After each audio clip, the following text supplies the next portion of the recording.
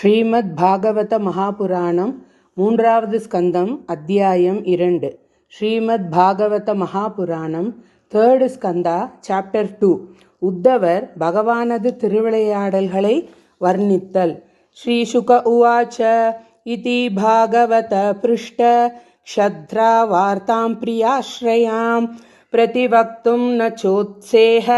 ஔத்கண்ட்யாத் ஸ்மாரிதேஸ்வரः ய பஞ்சஹாயனோ மாத்ரா பிராதராசாய யாசிதः தன்னைಶ್ಚದ್ರಛಯತ್ ಯಸ್ಯ ಸಪರ್ಯಾಂ ಬಾಲಲೀಲಯಾ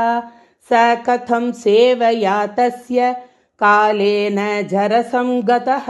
ಪೃಷ್ಟೋ ವಾರ್ತಾಂ ಪ್ರತಿ ಬ್ರೂಯಾತ್ ಭರ್ತುಪಾಧಾವನು ಸ್ಮರನ್ ಸ ಮುಹೂರ್ತಂ ಅಭೂಧೂಷ್ಣೀಂ ಕೃಷ್ಣಾಂಘ್ರೀಸುದಯಾ ಭೃಶಂ ತೀವ್ರೇಣ ಭಕ್ತಿಯೋಗೇನ ನಿಮಗ್ನ ಸಾಧು ನಿರ್ವೃತಃ ಪುಲಕೋದ್ಭಿನ್ನ ಸರ್ವಾಂಗೋ ಮುಂಚನ್ಮೀಲದೃಶಾ ಶುಚಃ ಪೂರ್ಣಾರ್ಥೋ ಲಕ್ಷಿತಸ್ತೇನ ಸ್ನೇಹ ಪ್ರಸರ ಸಂಪ್ಲುತಃ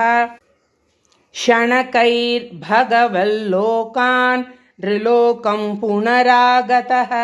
ವಿಮೃಜ್ಯ ನೇತ್ರೇ ವಿಧುರಂ ಪ್ರತ್ಯಾಹೋದ್ಧವ ಉತ್ಸ್ಮಯನ್ ಉದ್ಧವ ಉವಾಚ ಕೃಷ್ಣದ್ಯುಮಣಿ ನಿಮ್ಲೋಚೆ ಗೀರ್ಣೇಶ್ವ ಜಗರೇಣಃ ಕಿಂ ನೂತ್ ನ ಕುಶಲಂ ಬ್ರೂಯಾಂ ಗತಶ್ರೀಷು ಗೃಹೇಶ್ವಕಂ ದುರ್ಭಗೋ ಭತ ಲೋಕೋಯಂ ಯದವಾ ನಿತರಾಮಪಿ ಯೇ ಸಂವಸಂತೋ ನ ವಿದುರ್ ಹರಿಂ ಮೀನಾ ಇವೋಡುಪಂ ಇಂಗಿತಜ್ಞಾ ಪುರುಪ್ರೌಢ ಏಕಾರಾಮಾಶ್ಚ ಸಾತ್ವತಾಃ ಸಾತ್ವತಾಂ ಋಷಭಂ ಸರ್ವೇ ಭೂತಾವಾಸಮಮಂಸತ ದೇವಸ್ಯ ಮಾಯಯಾ ಸ್ಪೃಷ್ಟಾ ಯೇ ಚಾನ್ಯದ ಸದಾಶ್ರಿತಾಃ ಭ್ರಾಮ್ಯತೆ ದೀರ್ಣ ತದ್ವಾಕ್ಯೈರ್ ಆತ್ಮನ್ಯುಕ್ತಾತ್ಮನೋ ಹರೌ ಪ್ರದರ್ಶ್ಯಾತಪ್ತ ತಪಸಾಂ ಅವಿದೃಪ್ತ ದೃಶಾಂ ನೃಣಾಂ ಆದಾಯಾಂತರಧಾತ್ಯಸ್ತು ಸ್ವಬಿಂಬಂ ಲೋಕಲೋಚನಂ ಯನ್ಮರ್ತ್ಯಲೀಲೌಪೈಕಂ ಸ್ವಯೋಗಂ ಆಯಾಫಲಂ ದರ್ಶಯತಾ ಗೃಹೀತಂ ವಿಸ್ಮಾಪನಂ ಸ್ವಸ್ಯ ಚ ಸೌಭಗರ್ದೇಃ ಪರಂ ಪದಂ ಭೂಷಣಭೂಷಣಾಂಗಂ ಯದ್ಧರ್ಮಸೂನೋರ್ಭತ ರಾಜಸೂಯೇ ನಿರೀಕ್ಷ್ಯ ದೃಕ್ಸ್ವಸ್ತ್ಯಯನಂ ತ್ರಿಲೋಕಃ ಕಾತ್ಸ್ಯೇನ ಚಾದ್ಯೇಹ ಗತಂ ವಿಧಾತುಃ ಅರ್ವಾಕ್ಷುತೌ ಕೌಶಲಮಿತ್ಯಮನ್ಯತ ಯಸ್ಯಾನುರಾಗಪ್ಲುತಃ ಸರಾಸ ಲೀಲಾವಲೋಕಪ್ರತಿಲಬ್ಧಮಾನಾಃ ಬ್ರಜಸ್ತ್ರಿಯೋ ದೃಗ್ಭಿರನುಪ್ರವೃತ್ತ ಧಿಯೋವತಸ್ತು ಕಿಲ ಕೃತ್ಯಶೇಷಾಃ ಸ್ವಶಾಂತರೂಪೇಷ್ವಿತರೈಸ್ವರೂಪೈರ್ ಅಭ್ಯರ್ಥ್ಯಮಾನೇಷ್ವನುಕಂಪಿತಾತ್ಮಾ ಪರಾವರೇಶೋ ಮಹದಂಶಯುಕ್ತೋ ಯಜೋಪಿ ಜಾತೋ ಭಗವಾನ್ ಯಥಾಗ್ನಿಃ ಮಾಂ ಖೇದಯತ್ ಏತದಜಸ್ಯ ಜನ್ಮ ವಿಡಂಬನಂ ಯದ್ವಸುದೇವಗೇಃ ವ್ರಜೇ ಚ ವಾಸೋರಿಭಯಾದಿವ ಸ್ವಯಂ ಪುರಾದ್ವ್ಯವಾಸೀದ್ಯದನಂದವೀರ್ಯಃ ದುನೋತಿ ಚೇತಸ್ಮರತೋ ಮಮೈತದ್ ಯದಾಹ ಪಾದಾವಭಿವಂದ್ಯ ಪಿತ್ರೋಃ ತಾದಂಬಕಂ ಸಾಧುರುಶಂಕಿತಾನಾಂ ಪ್ರಸೀದತಂ ನೋ ಕೃತ ನಿಷ್ಕೃತೀನಾಂ ಕೋ ವಾ ಅಮುಷ್ಯಾಂಗ್ರಿಸರೋಜರೇಣುಂ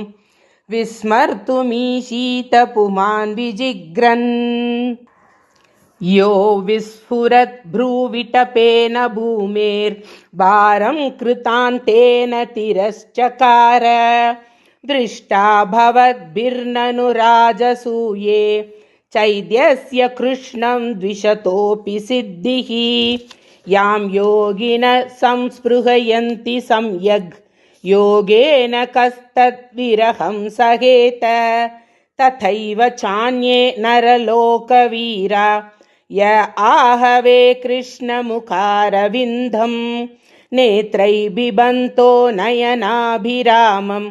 पार्थास्त्रपूता पदमापुरस्य स्वयं त्वसां याति शयस्त्रियदीशः स्वाराज्यलक्ष्म्याप्तसमस्तकामः बलिं हरद्भिश्चिरलोकपालैः किरीटकोट्येडितपादपीठः तत्तस्य कैङ्कर्यमलं भृतान्नो विक्लापयत् यङ्गयदुग्रसेनं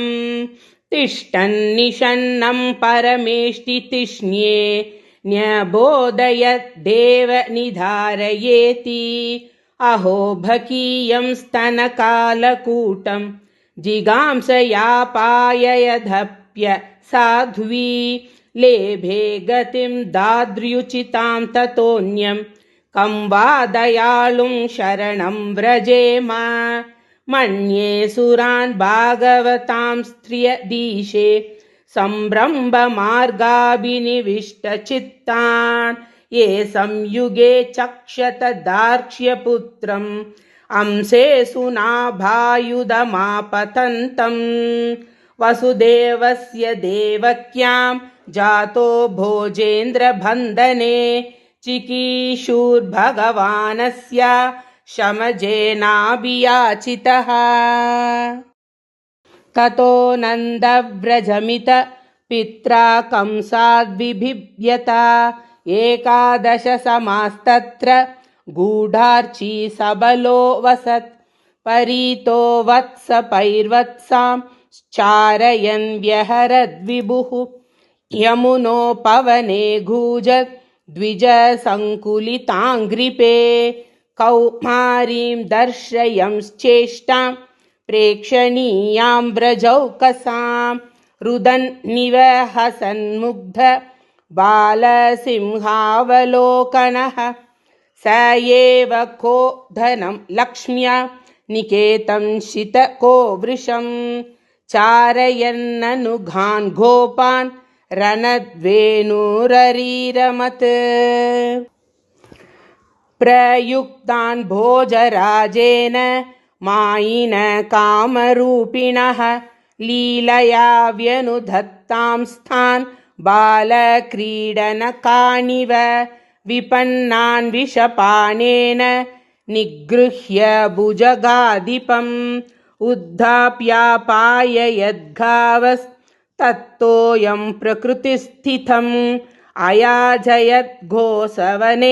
गोपराजं द्विजोत्तमैः वित्तस्य चोरुभारस्य चिकीर्षन् सद्व्ययं विभुः वर्षदीन्द्रे व्रजद्गोपात् भग्नमानेति विह्वलः गोत्रलीलातपत्रेण त्रातो भद्रानुगृह्णता शरश्च शिखरैर्मृष्टं मानयन् रजनीमुखं गायन् कलपदं रेमे स्त्रीणां मण्डलमण्डनः. ஸ்ரீமத்பாகவத மகாபுராணம் 3வது ஸ்கந்தத்தில் 2வது அத்தியாயம் சம்பூர்ணம். கோபிகா ஜீவனஸ்மரணம் கோவிந்தா கோவிந்தா நாராயண அகில குரு பகவன் நமஸ்தே.